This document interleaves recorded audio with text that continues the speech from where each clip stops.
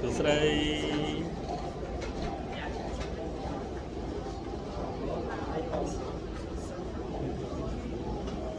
ហើយយើងចុះដល់3កូរ៉េហើយដល់ពលានយន្តហោះអ៊ីនឈូ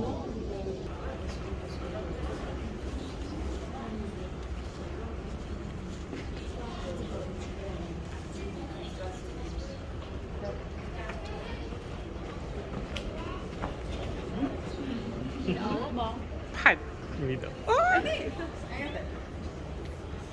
ងាប់ណាងាប់ណា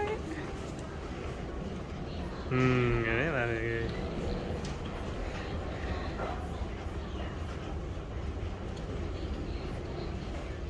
ជំនួសមិនអីជំនួសមានអារម្មណ៍មិនដែរ